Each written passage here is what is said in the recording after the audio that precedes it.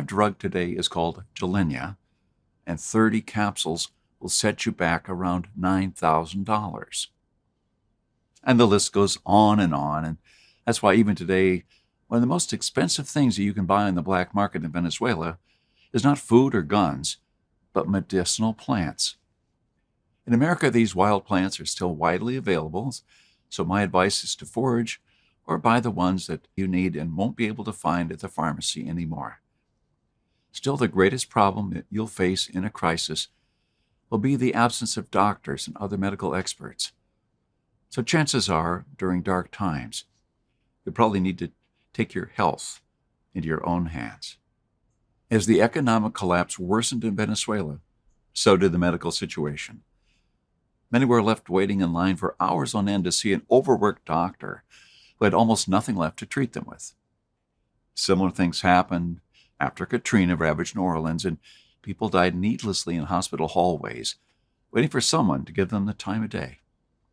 What people really need and what could save families like yours and mine in the next crisis are a few inexpensive but carefully selected medical supplies and the right knowledge to use them. The truth is, you don't need to see a doctor or be a doctor yourself to take care of most common health problems. I'm talking about the simple ones, not performing brain surgery. So wouldn't you want an expert to guide you on the right path, to tell you exactly what to keep in your medicine cabinet, and to teach you a few simple do-it-yourself methods to take care of your own health at home?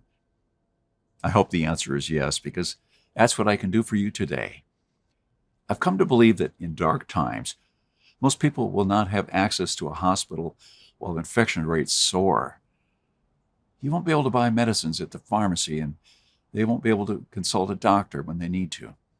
With Dr. Maybell's invaluable help, I was able to determine exactly what medicines and medical supplies a person has to keep at home to help themselves and their loved ones in times of need, and the minor but life-saving procedures that can be performed safely without ever having to set foot outside your front door.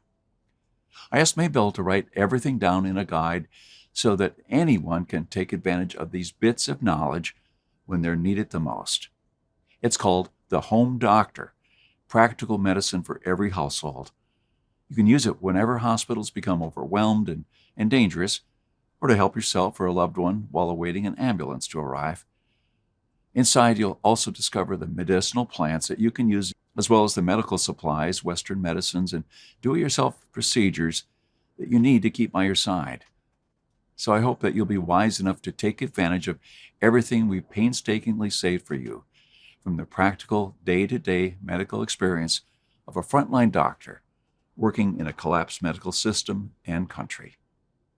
Let me show you just some of the things you'll find inside the Home Doctor. One of the first things you'll discover is which 10 medical supplies you need to stock up on before it's too late. These are not expensive and should still be available, but they tend to run out fast. In case you haven't realized it yet, most of the medical supplies and pills we take for granted come from China and India. When things go bad, that supply chain will stop working, and you'll be left with only what you have on hand after the pharmacies run dry. One of the 10 vital supplies you need in your house is a painkiller called naproxen, which is over-the-counter and a lot more powerful than ibuprofen, for example. In Venezuela, electricity has turned into a rare and unpredictable commodity. They don't have it all the time, and blackouts have become a normal part of daily life. If you're preparing for the worst-case scenario, then you must expect frequent blackouts. Inside the Home Doctor, you'll also learn about the biggest medical mistakes that you can make in a blackout, and what to do with important medications that require refrigeration, like insulin or Humira. Do you know how to recognize if you or someone you love is having a heart attack? There are many conditions that mimic it. So how do you really determine if you're having a life-threatening cardiac event? Look at its 4 distinctive symptoms. First, chest discomfort that feels like uncomfortable pressure, squeezing, fullness, and pain in the middle of your chest that lasts for more than a few minutes.